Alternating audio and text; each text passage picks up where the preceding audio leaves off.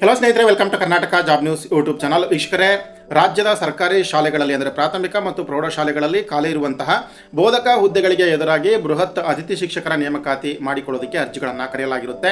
ಒಟ್ಟು 51,000 ಅತಿಥಿ ಶಿಕ್ಷಕರ ನೇಮಕಾತಿ ನಡೀತಾ ಇರುವಂಥದ್ದು. ಇದರ ಕುರಿತಂತೆ ಮಾಹಿತಿಯನ್ನು ಹಂಚಿಕೊಳ್ತೇನೆ. ವಿಡಿಯೋವನ್ನು ಸ್ಕಿಪ್ ಮಾಡದೆ ವಾಚ್ ಮಾಡಿ. ವಿಡಿಯೋ ಸ್ಟಾರ್ಟ್ ಮಾಡೋದಕ್ಕಿಂತ ಮುಂಚೆ ಇದೇ ಮೊದಲ ಬಾರಿಗೆ ನಮ್ಮ ಚಾನಲ್ನ ನೋಡ್ತಾ ಇದ್ದರೆ ಸಬ್ಸ್ಕ್ರೈಬ್ ಮಾಡ್ಕೊಳ್ಳಿ ಮತ್ತು ಬೆಲ್ ಐಕಾನ್ ಕೂಡ ಕ್ಲಿಕ್ ಮಾಡಿ.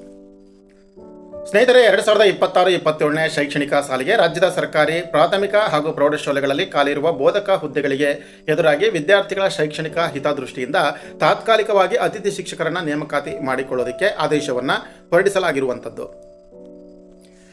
ಇಲ್ಲಿ ಶಿಕ್ಷಕ ಹುದ್ದೆಗಳ ವಿವರವನ್ನು ನೋಡೋದಾದರೆ, ಪ್ರಾಥಮಿಕ ಶಾಲೆಗಳಲ್ಲಿ ಖಾಲಿ ಇರುವಂತಹ 40,000 ಶಿಕ್ಷಕರ ಹುದ್ದೆಗಳ ನೇಮಕಾತಿಗೆ ಸಹಮತ ನೀಡಿರುವಂಥದ್ದು. ಅದರ ಜೊತೆಗೆ ಪ್ರೌಢಶಾಲೆಗಳ ಅಂದರೆ ಸರ್ಕಾರಿ ಪ್ರೌಢಶಾಲೆಗಳಲ್ಲಿ ಖಾಲಿ ಇರುವ 11,000 ಶಿಕ್ಷಕರ ನೇಮಕಾತಿಗೆ ಈ ಒಂದು ಅನುಮತಿಯನ್ನು ಕೊಟ್ಟಿರುವಂಥದ್ದು. ಒಟ್ಟು ಪ್ರಾಥಮಿಕ ಮತ್ತು ಪ್ರೌಢಶಾಲೆಗಳಲ್ಲಿ ಖಾಲಿ ಇರುವ 51,000 ಅತಿಥಿ ಶಿಕ್ಷಕರನ್ನು ನೇಮಕಾತಿ ಮಾಡಿಕೊಳ್ಳಲಾಗ್ತಾ ಇದೆ. 2026-27ನೇ ಶೈಕ್ಷಣಿಕ ಸಾಲಿಗೆ ಮಾತ್ರ ನೇಮಕಾತಿಯನ್ನು ಮಾಡಿಕೊಳ್ಳಲಾಗ್ತಾ ಇರುವಂಥದ್ದು. ಸೊ ಅತಿಥಿ ಶಿಕ್ಷಕರ ನೇಮಕಾತಿಗೆ ಸಂಬಂಧಪಟ್ಟಂತೆ ಜಿಲ್ಲಾವಾರು ಹುದ್ದೆಗಳ ಮಾಹಿತಿ ಮತ್ತು ತಾಲೂಕುವಾರು ಹುದ್ದೆಗಳ ಮಾಹಿತಿಯನ್ನು ಪಡೆದುಕೊಂಡು, ಖಾಲಿರ್ತಕ್ಕಂಥ ಹುದ್ದೆಗಳ ಮಾಹಿತಿಯನ್ನು ಪಡೆದುಕೊಂಡು ಅದಕ್ಕೆ ಅವಶ್ಯಕತೆ ಇರುವಂತಹ ಒಂದು ಅತಿಥಿ ಶಿಕ್ಷಕರನ್ನು ತುಂಬಿಕೊಳ್ಳಲಾಗ್ತಾ ಇದೆ.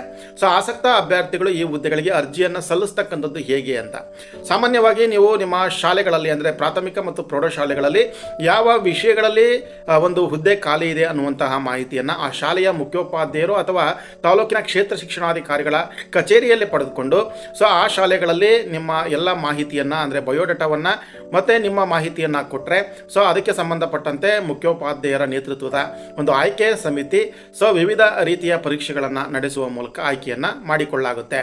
ಆಸಕ್ತ ಅಭ್ಯರ್ಥಿಗಳು ಕೂಡಲೇ ಕ್ಷೇತ್ರ ಶಿಕ್ಷಣಾಧಿಕಾರಿಗಳ ಕಚೇರಿ ಅಥವಾ ಪ್ರಾಥಮಿಕ ಪ್ರೌಢಶಾಲೆಗಳ ಮುಖ್ಯೋಪಾಧ್ಯಾಯರನ್ನು ಸಂಪರ್ಕಿಸಬಹುದು. ಹಾಗೆ ಈ ಒಂದು ನೇಮಕಾತಿ ಸೊ ಎಲ್ಲಿವರೆಗೆ ಇರುತ್ತೆ ಅಂತಂದರೆ ತಾತ್ಕಾಲಿಕವಾಗಿರುತ್ತೆ. ನೇರ ನೇಮಕಾತಿ ಮೂಲಕ ಕಾಯಂ ಶಿಕ್ಷಕರನ್ನು ಭರ್ತಿ ಮಾಡುವವರೆಗೂ ಅಥವಾ ಶೈಕ್ಷಣಿಕ ವರ್ಷದ ಹಂತದವರೆಗೆ ಮಾತ್ರ ಷರತ್ತುಗೊಳಪಟ್ಟು ಆಯ್ಕೆಯನ್ನು ಮಾಡಿಕೊಳ್ಳಲಾಗುತ್ತೆ. ಸೊ ಇದಕ್ಕೆ ಸಂಬಂಧಪಟ್ಟಂತೆ ಸರ್ಕಾರದ ನಿಯಮಾವಳಿಗಳ ಪ್ರಕಾರ ಮಾಸಿಕವಾಗಿ ಗೌರವಧನವನ್ನು ಕೂಡ ನೀಡಲಾಗುತ್ತೆ. ಸೊ ಗೆಳೆಯರೇ, ಇದಿಷ್ಟು ಕೂಡ ಸರ್ಕಾರಿ ಪ್ರಾಥಮಿಕ ಮತ್ತು ಪ್ರೌಢಶಾಲೆಗಳಲ್ಲಿ ಖಾಲಿರುವ ಒಟ್ಟು 51,000 ಅತಿಥಿ ಶಿಕ್ಷಕರನ್ನು ನೇಮಕಾತಿ ಮಾಡಿಕೊಳ್ಳುವಂತಹ ಕುರಿತಾಗಿರ್ತಕ್ಕಂಥ ಮಾಹಿತಿ. ಸೊ ವಿಡಿಯೋವನ್ನು ಅವಶ್ಯಕತೆ ಇರತಕ್ಕಂಥವ್ರಿಗೆ ಶೇರ್ ಮಾಡಿ. ಹಾಗೆ ಈ ಕೂಡಲೇ ಈ ವಿಡಿಯೋವನ್ನು ಲೈಕ್ ಮಾಡಿ. ನಮಸ್ತೆ.